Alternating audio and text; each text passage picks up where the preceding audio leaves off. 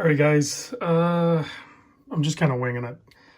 To be honest with you guys, my son's heading back up to his school tomorrow morning. So I just wanted to get you guys a video. So we're just going to do a couple things. We're going to try to fit this new Strapcode Jubilee on the 5KX or whatever. They're not calling it the Jubilee anymore, whatever they're calling it. So I did notice when I ordered this from Strapcode that it is basically the regular Seiko SKX Jubilee or whatever the heck they call it. But they are including these curved spring bars. So we're going to try to fit those on this 5KX. You can see I have a bunch of these Casios in the background. I will be doing a video on those. I have a ton of content in right now, guys. Like an overwhelming amount, honestly. So big thanks to everybody for sending all that stuff in. Big help. It's always nice to have a steady flow. But while we're doing this, I'll try to make it so you guys can see. But we're going to talk about another thing I have going.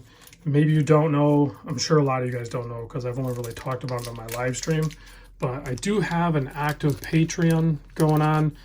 Currently, I believe we have 19 members, and we're doing some fun special stuff, and there's going to be a ton more things going on.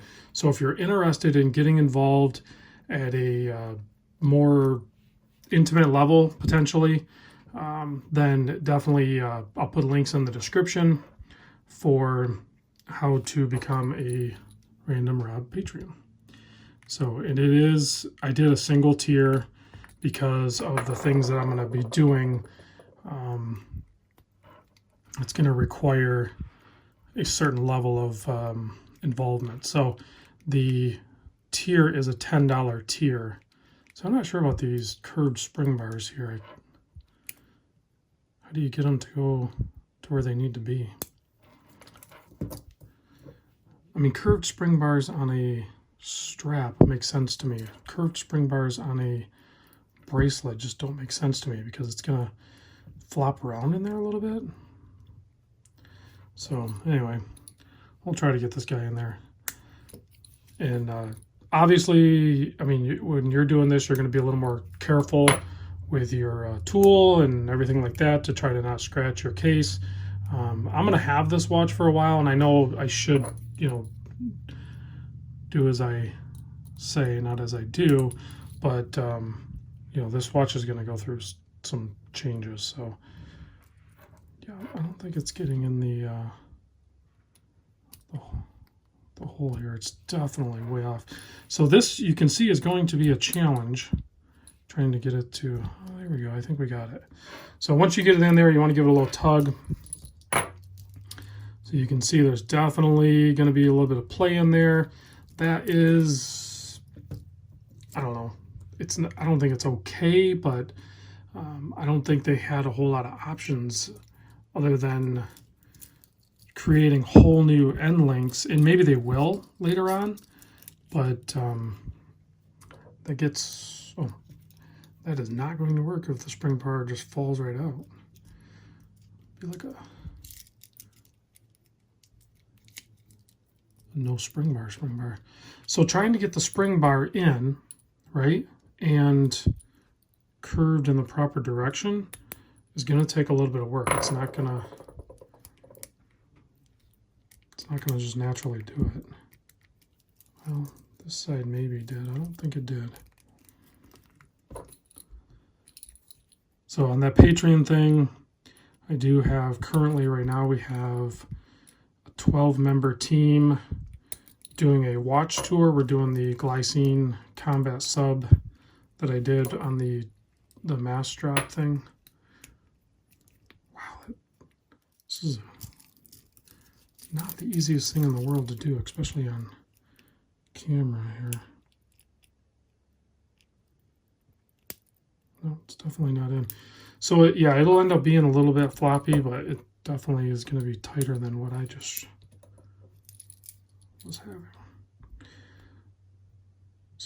So I'll be doing more watch tours, but it'll be through the Patreon team, and then occasionally we'll be doing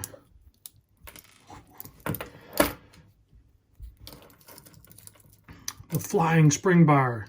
There's a new, I don't know if it's new really, there's a Facebook group called the Flying Spring Bar if you guys are into watch Facebook groups.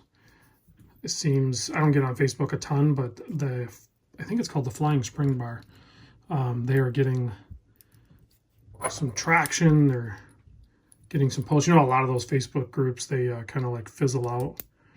I'm not going to edit this either, guys. This is, I mean, you got to remember, I've sized and done a lot of bracelets and straps and everything like that. So this is legit, not, I mean, obviously I wouldn't have the camera in front of me and I'd have my glasses on and I'd be able to see exactly what's happening. So, okay, now that's fully secure and it's tight for the most part, but you do get a little bit of this flap, which even factory Seiko bracelets have that sometimes. So it seems like it works, but I would like to see that somehow eliminated.